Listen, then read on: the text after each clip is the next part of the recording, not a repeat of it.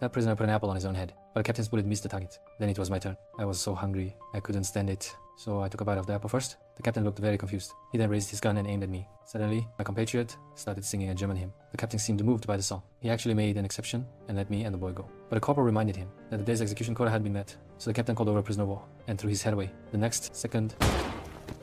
In the evening, a guard threw half a sausage on the ground, deliberately letting the prisoners fight over it. To mock the two, the guard also forced them to slap each other, saying only the winner could get that sausage. Looking at these cruel German soldiers, I couldn't bear it anymore. I stepped forward voluntarily. I moved quickly, easily dodging the opponent's attacks. The guard flew into a rage, pushing that prisoner away with one hand, but he not only failed to hit me, but also fell to the ground himself. The guards nearby got angry too. Fortunately, the colonel passed by. He saw that I was skilled and wanted to have a match with me.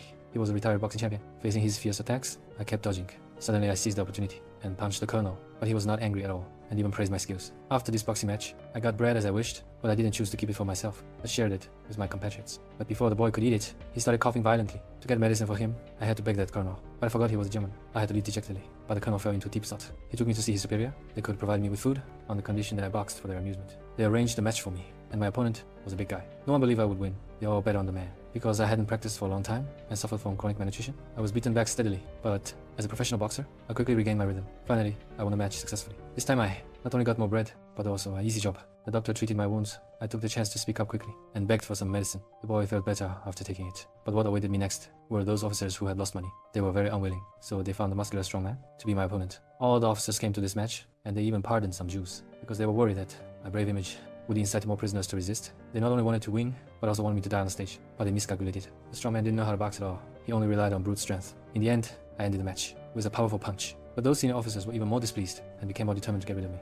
The old man was on the ground picking up gold. In front of him was a large group of soldiers. The officer stared at him motionlessly, but he continued his actions. He knew he was doomed to die, so he secretly hid a stone. 1 second before the soldiers fired, he threw the stone at the mine first, preparing to escape during the chaos. The officer saw the situation was bad and immediately ordered to fire back. Bullets were fired densely. The old man immediately raised a shield, cleverly blocking all attacks. The smoke from the artillery made the officer think the old man had been killed, so he quickly sent a soldier to check. But before the soldier could get close, a mine flew overhead, instantly blowing the soldier away. Then he sent 2 more soldiers. This time, it still didn't work. They were all blown to pieces. To avoid unnecessary casualties, the officer ordered 2 prisoners of war to be dragged out, making them lead the way in front. Fortunately, the 2 prisoners were not killed. Instead, they led the army through the minefield successfully. Then they chased in the old man's direction. By then, the old man had escaped far away. He used ash to stop the bleeding on his arm, then tied his thigh tightly with a belt, pulled out the bullet directly with a knife. The intense pain made him faint. He didn't know how long it was. He was woken up by a loud roar. It turned out that the army was chasing again. They also brought military dogs to search. The old man had a good idea. He rolled and hid under the car, grasped the car chassis with his hand, then took out a dagger and pierced the fuel tank to cover the smell of blood on his body. But he never expected. The spilled gasoline attracted the soldier's attention. The soldier immediately ordered to stop and check. Seeing that he was about to be discovered, the old man fled directly to the river. But the next second he was spotted by the enemy. The sniper raised his gun, shooting him in the calf with 1 shot. To torture the old man further, the officer ordered the military dogs to tear him to death. The old man calmly struck a match, setting himself on fire all over. The military dogs were scared and stopped. The old man took the chance to run towards the river. The soldiers kept shooting at him. He grabbed the weeds and submerged himself in the water. The soldiers wanted to go into the water to arrest him, but as soon as he dived into the water, he was attacked from behind by the old man. The soldiers on the boat were shocked by this scene, but under the officer's order, they still had to jump down. Soon the water turned red again. The last soldier tried to row away. The officer immediately ordered to shoot him dead. Then something strange happened. The boat was still moving. Only then did the officer react, but the old man had already reached the other side.